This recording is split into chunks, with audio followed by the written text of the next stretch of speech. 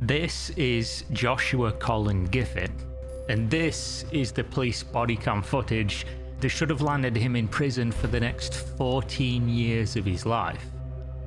However, Joshua Giffin is a lucky boy, because unlike meticulously planned police raids that usually take down darknet criminals like him, this was just a regular officer who didn't have the training required to know what he was looking at. An open laptop logged into a darknet marketplace with close to 5 years of illegal transactions for anybody to see. All the officer had to do was call for somebody more experienced, but instead he saved Joshua Giffin's life as a free man. It was as simple as this. The officer pulled the USB stick connected to the laptop and it was all over. Years of evidence slipped through his fingers like sand. An open and shut case, there one moment and gone the next.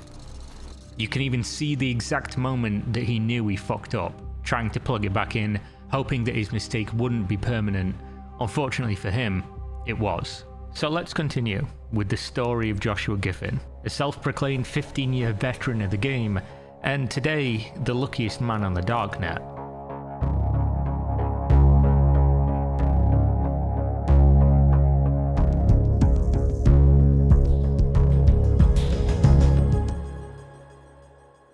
Little is known or relevant to the history of Joshua. He's an Australian man in his 30s who describes himself as a fitness coach, a nutrition specialist, and most importantly, a long-time user of the darknet to procure or sell illegal substances. He is just one person on a long and ever-growing list of people who have moved their business, whether buying or selling, from burner phones and hand-to-hand meetings in the local park to the Tor browser and whatever darknet market is currently popular. This is an opportunity has been provided due to one man's innovation and ultimately his sacrifice. I'm talking of course about the legendary Dread Pirate Roberts. Ross William Ulbricht created the Silk Road Marketplace in his small apartment with help from an old college friend, support from his girlfriend, and a lifelong interest in liberty. He always had dreams of doing something great, of changing the world for the better, and that dream became a reality when he saw the overlap of two unrelated but game-changing technologies. The first being Tor, or the Onion Router, an anonymous communication network that grants users access to what people now refer to as the dark web or the darknet, a program that was created by a Navy research officer and funded by the US Navy to enable secure and anonymous communications across the globe. And the second technology being Bitcoin, the digital currency that has since grown to over $50,000 each, a currency that at the time was thought to be just as anonymous as Tor, but unfortunately for Ross was as easily traced as my art homework in school. Ross saw these tools overlap at that time in history all the way back in 2011, and he created a legacy that will undoubtedly outlive his time on this planet. The Silk Road, as he called it, was to be a place of freedom from the world's rules, no government oversight. There was only one captain of that ship, and it was the Dread Pirate Roberts.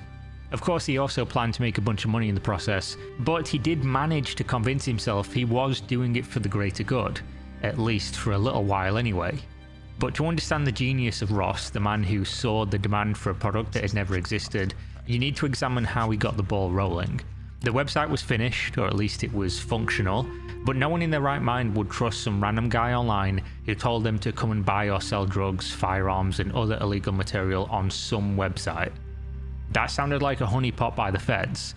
Knowing this, Ross grew himself a big old batch of magic mushrooms and became the first vendor on the first darknet marketplace. Ross adopted the tactic of pretending to be an interested party on certain internet forums dedicated to Bitcoin, heroin, mushrooms, whatever he could find, telling everyone he'd found this cool new website where they too could buy and sell whatever they wanted.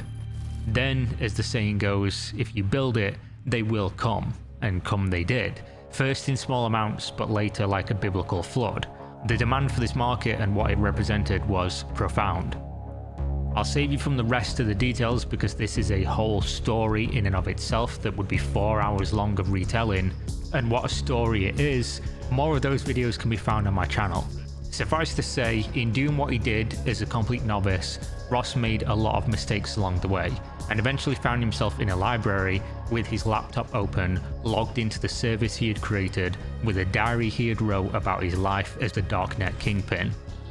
He had essentially penned his own criminal record and handed it over to the feds. This, as well as years of investigative evidence, was enough to land Ross in prison for the rest of his natural life, a sentence that has been heavily criticised due to its unusual severity. Clearly, the US government hoped to nip this problem in the bud, and telling the world that doing what Ross did would land you in federal prison for the rest of your life was their way of doing it. It was a classic case of throwing the book at somebody and hoping that's enough to stop the coming tide. But it obviously didn't work. In fact, what they did probably made things 10 times worse. The collapse of that supply did not bury the demand. Instead, in the absence of the Silk Road, the darknet was thrown into complete chaos. It became the Wild West. It was always a lawless wasteland, but at least with the Silk Road you could argue that there was a sheriff in town. With the Silk Road and Ross out of the way, all manners of opportunities arose. New markets appeared weekly. Many of these markets were scams, honeypots by the government, selling much more damaging and despicable things than simply drugs. The pros of the Silk Road were that vendors had a long time to build up reputation, that their substances were safe, and that they were reliable. It had a man in charge who, despite his flaws, did put integrity above money and actively banned vendors who were known to sell potentially harmful products and tarnish his legacy that he was building. Even if it was from that selfish or narcissistic aspect of destroying what he'd built, it was for the overall good and safety of people using the products on the site. Obviously, it was still criminal, and there were bad things happening on the website. But for anyone who's followed the darknet and how these marketplaces have operated since, it would be very hard to argue that it wasn't more stable then than what it is like now. With the constant revolving door of markets, here one day and gone the next, that relative safety is all but gone.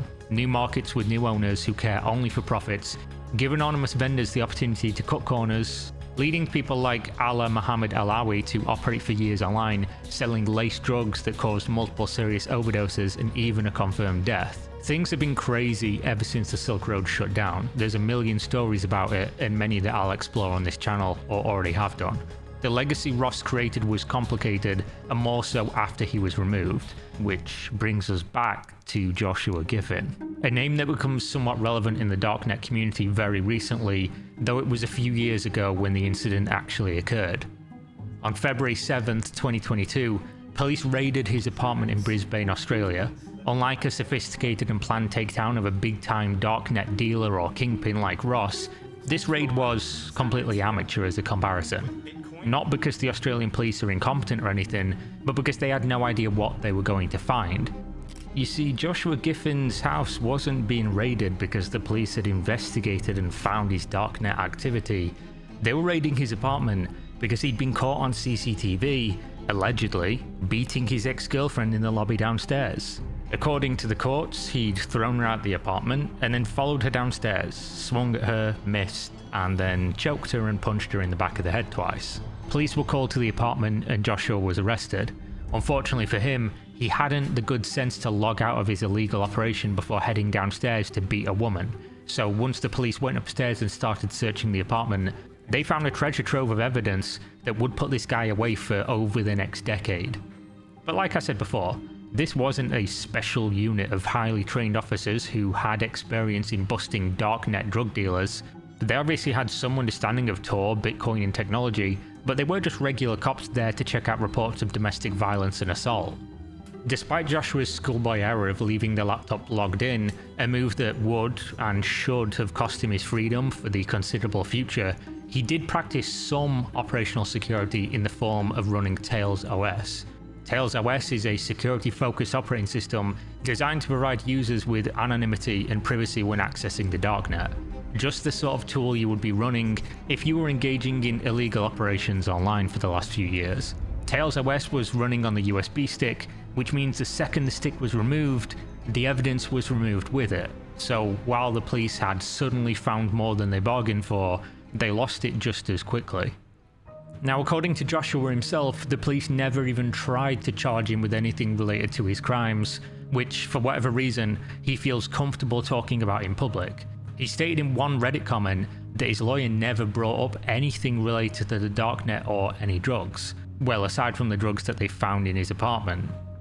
Instead, he was charged with crimes related to choking, assaulting, threatening, damaging property, and possession of testosterone.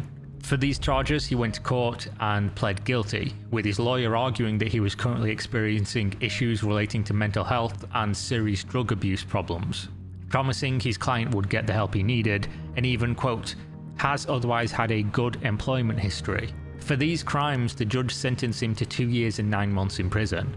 Joshua Giffin was released after 14 months, and it's only then that he became aware of what had exactly happened. You see, from his perspective, he was sat in cuffs outside his apartment building, knowing full well that the police were now looking at a laptop that had enough evidence to basically end his youthful life as a free man.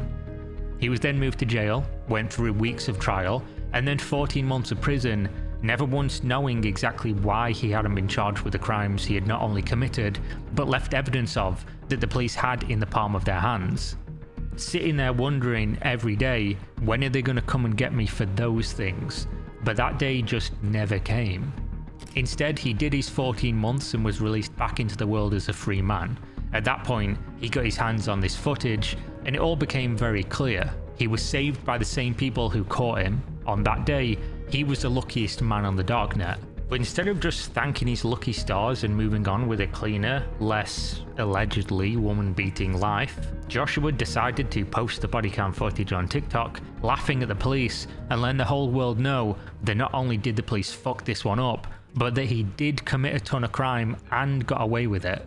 The caption reads, QLD police find my laptop during a raid on my house, logged into Tor, logged into a marketplace, on an account with 4.5 years worth of transactions, then senior constable moron saves my ass by pulling out the USB running the OS, and the drive wipes everything, crying emoji.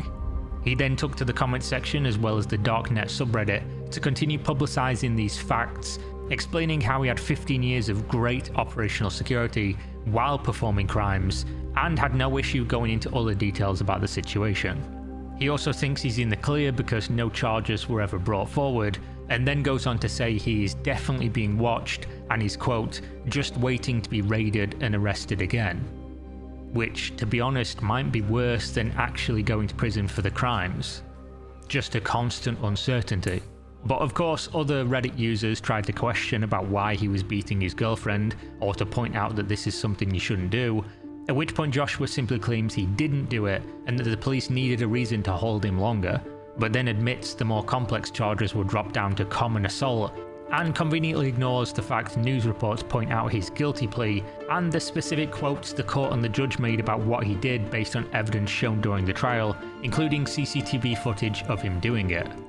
So this is not a feel-good story in any sense, but it is interesting in that he was arrested for committing one crime, caught red-handed doing a bunch more, saved by the people who caught him, and then decided that the best course of action is to brag about it online. You always see videos and you always see articles talking about when the police do big investigations and find people, but very rarely do you hear about things like this. All of it became public when it went viral on the darknet community in 2023, and according to his social media, Joshua is still out there living what he claims to be a straight and narrow life, which hopefully is true. Hopefully he's not doing things he was doing before, but he is going to have to live the rest of his life looking over his shoulder, because if there's one thing we all know, it's that you don't get to commit crimes, brag about it, and call the police morons and hope that they just forget. If there is an unofficial shit list, this guy is on it for life, especially since, despite his claims of leading a crime-free life, his social media is just asking for a real investigation. With videos like tutorial on how to use the deep/dark web, and my personal favourite, part 3, from prison cell to Versace in 6 months. No one who has a history like this, who posts videos like this, who talks about their criminal life like this, is going to remain free for long. I think it's more like that somewhere around part 6 of his video series, it will probably say, from Versace to prison in 1 year. But then again, maybe he'll be the one to get away with it all. And at least we got this real interesting story from it. It just goes to show you never know what's going to happen and what people are doing. Either way, thanks for watching, and I hope you enjoyed.